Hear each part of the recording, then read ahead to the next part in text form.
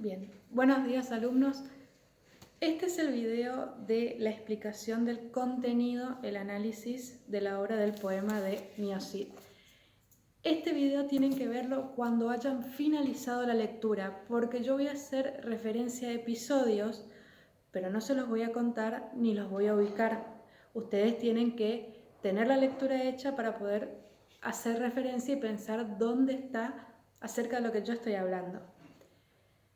No vamos a abordar todos los aspectos de lo que es el análisis, pero sí algunos aspectos fundamentales, sobre todo para que ustedes comprendan al final qué capacidades necesitan cuando concluyen lo que es la lectura de una obra literaria.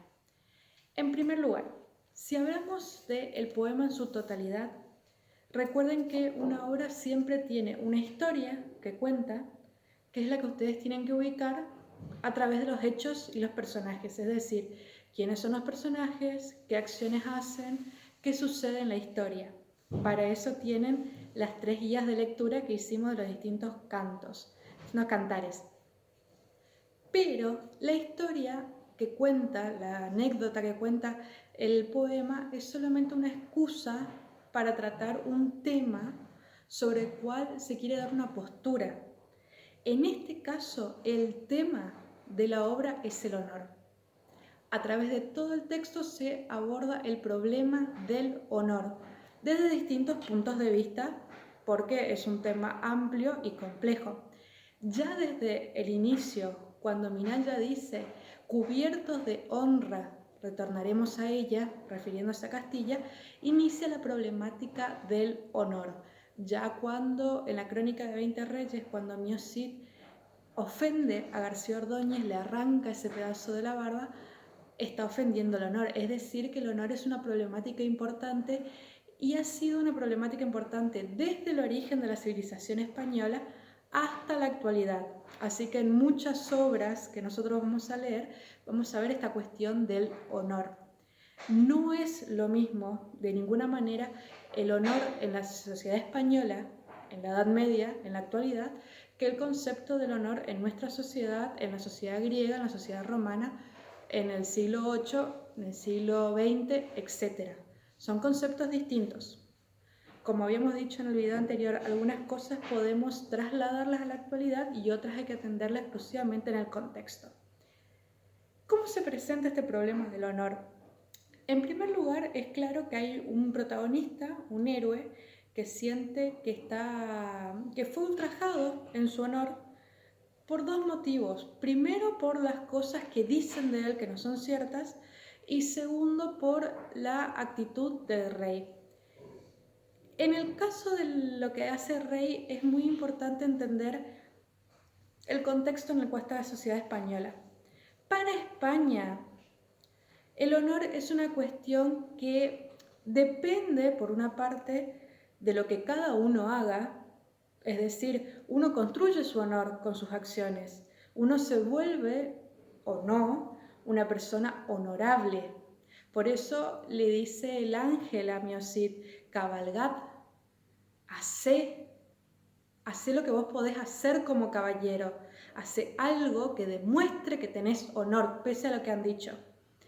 Sin embargo, en la época también era muy importante la imagen. Es decir, uno podía ser una persona honorable, pero también tenía que ser reconocido como tal.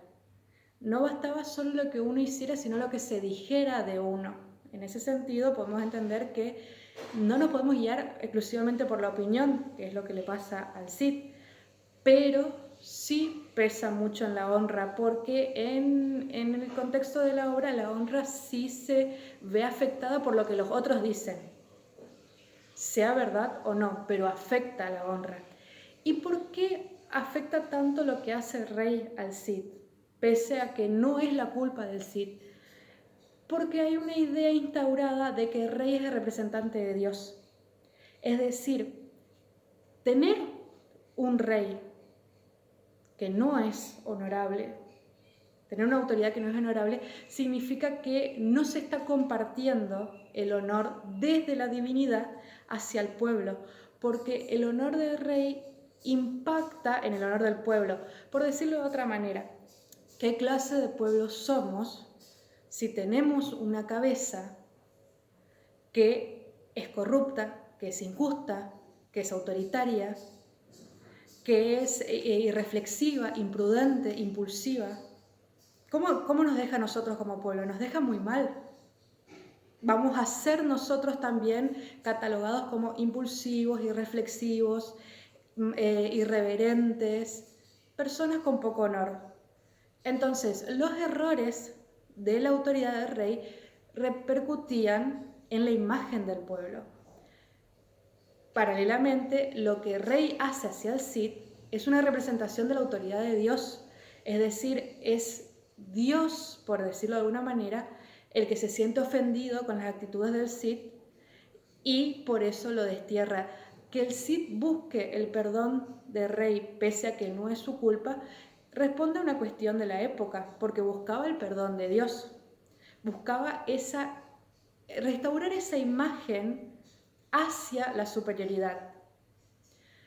Entonces, podemos cuestionar que la actitud de alguien que busca mantenerse como vasallo de quien no es un buen rey. Pero tenemos que entenderlo en la época. Quizás es algo que no resulte a la actualidad, porque nosotros somos conscientes de que no podemos permitir que la figura de autoridad sea injusta, no solamente por las injusticias que podemos padecer, sino por la imagen que sufrimos como nación y como pueblo, y que eso hay que reclamar. Pero en la época hay que entender que lo que pesaba sobre el rey era la autoridad de Dios. Y esa autoridad, el rey como representante de Dios, la compartía con el pueblo. Por lo tanto, tenía ese poder de enfrentar o de cuestionar el honor del individuo. De ahí a que el Cid quiera restaurarse ante el rey. Pero se restaura, como dice el arcángel, manteniéndose con sus buenas actitudes. De esa manera él construye su propio honor y tiene que esperar que el rey se dé cuenta de que él ha hecho un error. Sin embargo, en el texto se sigue hablando de que lo va a perdonar, cuando pensamos que tendría que ser al revés, pero lo que se habla es del perdón. Sin embargo, no por eso deja de cuestionarse lo que hace el rey, porque si ustedes advirtieron, cada vez que el Cid hace mi buen señor don Alfonso, cada vez que el Cid dice mi buen señor don Alfonso, mi buen rey, a mi querido, estoy pensando en las distintas traducciones que tienen los textos, a mi querido rey don Alfonso, que en su amor me ha desterrado, lo dice irónicamente. Por supuesto que lo dice irónicamente. No va a decir directamente es un mal rey. Porque se arriesga a cuestionar la autoridad de Dios que ha puesto ese rey sobre la tierra, que lo ha elegido, según las concepciones de la época, para que sea el rey de Castilla. No va a cuestionar eso. Pero lo va a dejar entender que sí, muy buen rey, pero no es un buen rey. Y tiene que aprender a hacerlo por el bien de todo el pueblo. ¿Cómo se desarrolla entonces este problema del honor en la obra? Por un lado, estas dos concepciones. El honor es la imagen pública y el honor es el conjunto de actividades, de acciones propias. Pero también hay otra forma que es lo que lleva el dinamismo del texto. Hay un enfrentamiento entre dos maneras de pensar el honor. No de lo que el honor es, sino de lo que se piensa que es en la época. Y es el enfrentamiento entre dos tipos de nobleza. Nobleza linajuda, nobleza advenediza. Les dejo los conceptos. Nobleza linajuda tiene que ver con el linaje, es decir, todo aquel que haya heredado sus tierras, sus fortunas, su poder. El rey pertenece a la nobleza por nacimiento. Nació siendo príncipe. En la historia de España muere su hermano mayor, él asume el deber de rey. Hay otros casos en los que no son reyes, no son autoridad, no tienen cargos de nobleza, de infante, de conde, de rey, por nacimiento. Por ejemplo, puede tenerlo por matrimonio o puede tenerlo por conquistas de tierras, que es el caso del Cid y se llama nobleza advenediza. El advenedizo es el que inicia en un estado de la nobleza y finaliza en otro, es decir, un campesino que finaliza caballero, un artesano que finaliza infante, un conde que finaliza rey, por distintos méritos, siempre es por mérito, pero por distintas situaciones como puede ser el matrimonio o la conquista. Miocid no era rey de Valencia, él conquistó Valencia y eso se denomina advenedizo. ¿Cuál es el tema con la nobleza advenediza? Era muy difícil en la Edad Media ser advenedizo.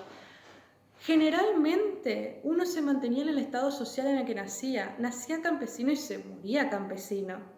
Era muy complejo salir de esas situaciones, había que buscar muchos favores con la nobleza para alcanzar un grado muy alto.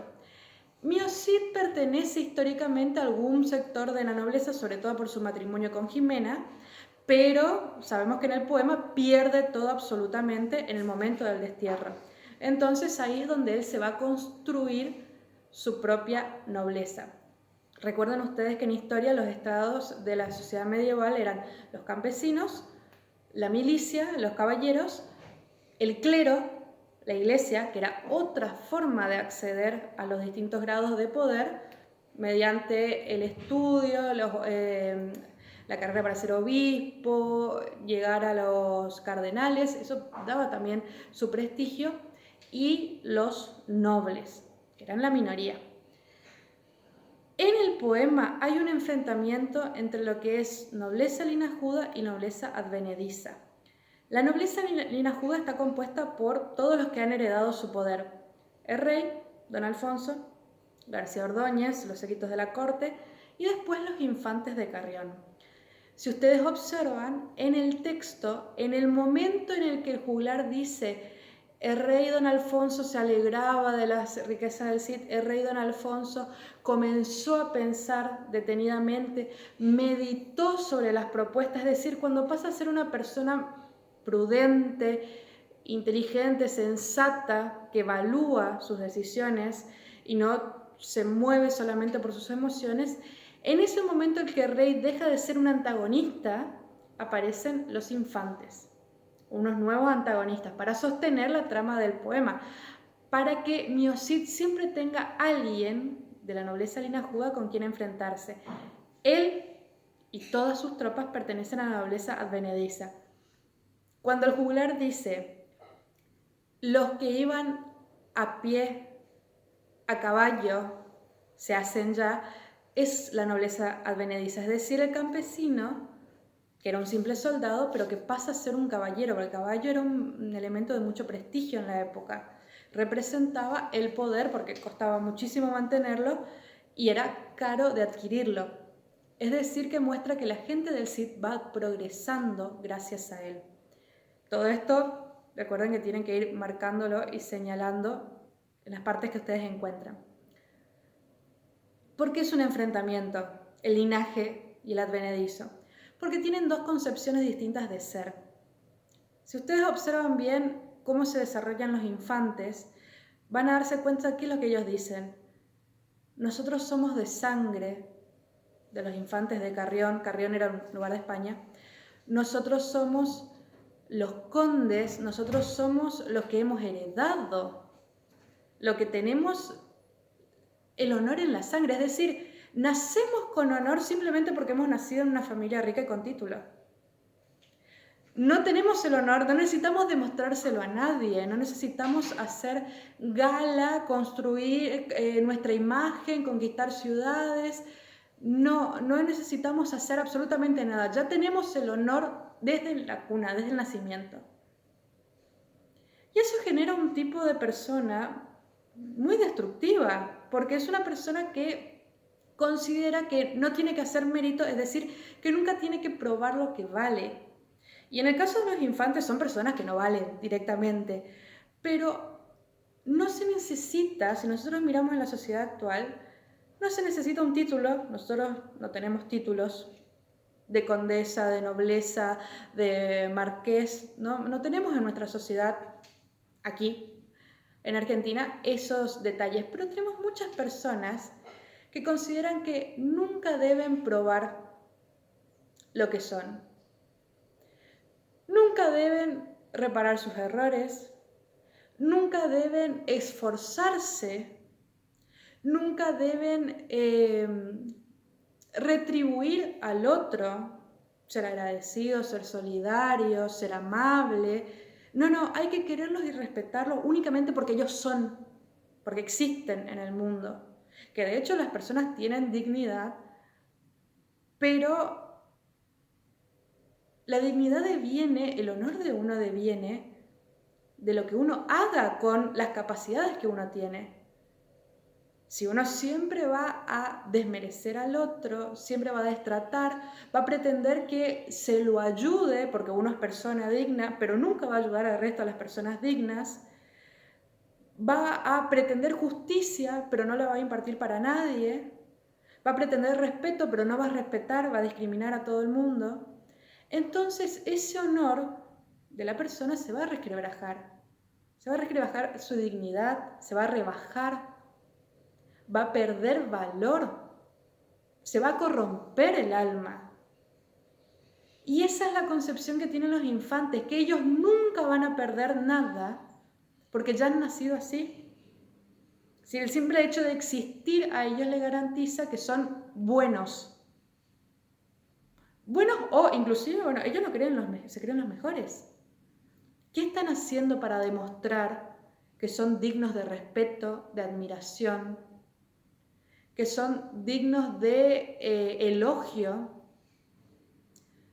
Por supuesto que no cualquier persona es digna de elogio y de admiración.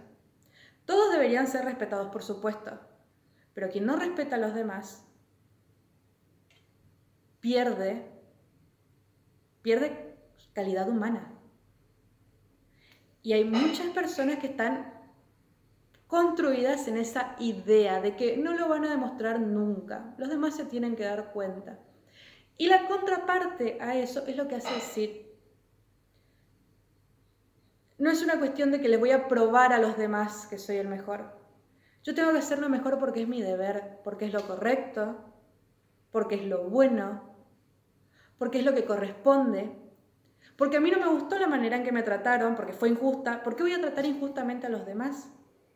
¿Por qué voy a matar a gente que no necesito ver muerta en una guerra? ¿Por qué denigrar al otro simplemente porque tiene otra religión? Si no está insultando lo que yo soy. La diferencia está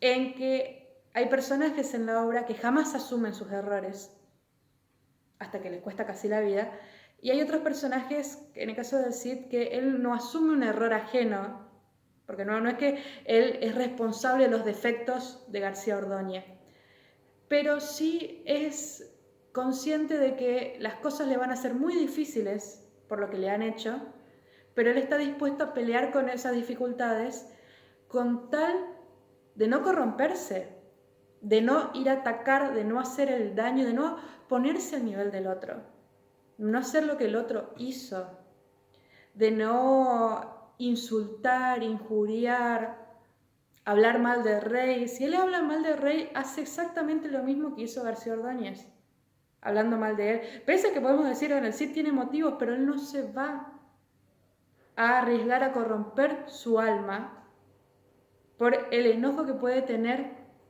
contra un personaje de su vida. No se va a arriesgar a caer en venganza y no justicia. Por eso hablamos que el Cid tiene grados superlativos del héroe, porque todo lo va a hacer bien. Sabemos que cuesta muchísimo superar esa emoción negativa y evaluar la situación racionalmente. Y sobre todo evaluar en cuanto a lo que es lo correcto. Porque generalmente lo que se tiende a hacer es, bueno, a ver, ¿qué quiero? ¿Qué es lo que a mí me gustaría? Y mando todas las elecciones de la vida en tanto a lo que a mí me gustaría hacer. a lo que me gusta, a lo que me causa más placer, que suele ser lo más fácil y a veces lo perjudicial, para mí o para los otros. Pero hay que saltar de esa situación y pensar qué es lo mejor. Lo mejor para mí va a ser lo mejor para todos. Lo mejor, el bien siempre tiene que ser para todos lo mismo.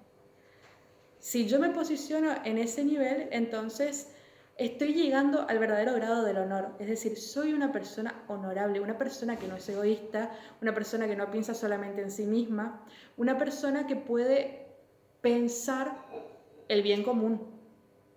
¿Qué es lo que le preocupa decir? No se trata de pensar el bien solamente porque sé solidario, que es muy importante, solamente porque sé justo, que es muy importante. Se trata de considerar el bien como lo que es bueno para todos, es decir, lo que es correcto. Y ahí hay dos concepciones por donde va la obra. La nobleza linajuda tiene esa idea del poder. Es decir, yo tengo poder, puedo hacer lo que quiero. Estoy en el cargo, estoy por arriba de la otra persona, tengo más dinero, tengo más gente a mi responsabilidad, puedo hacerlo. Y por otro lado está la figura de la autoridad. Quizás no tengo un espacio de poder, pero me interesa hacer las cosas bien. No busco que la gente me respete. El hecho no es lo que busca el rey busca que la gente le tema al principio. Busco hacer las cosas correctamente y la gente viene a mí, como va al Cid, movidos por esa admiración que le inspira la autoridad. La autoridad viene de una coherencia que tiene mucho que ver con lo que el Cid considera que es el honor. Hacer las cosas de acuerdo a lo que se considera lo correcto. Por lo tanto, vemos que el poema atraviesa esa línea. ¿Qué es el honor? La construcción de las actitudes propias y la imagen que se tiene en la época. Pero al mismo tiempo hay muchas personas que tienen distorsionado ese concepto del honor. Creen que tienen el honor gratis y que no deben demostrarlo. Y el Cid hace justamente lo contrario. Demuestra que sí es importante lo que uno se haga a sí mismo. Porque de lo contrario, pesa. Primero la imagen va a terminar pesando, como pesa la imagen de los infantes, pesa en la imagen del rey porque es responsable de unas bodas que son catastróficas, queda realmente muy mal expuesto ante la corte y pesará en el alma de cada uno.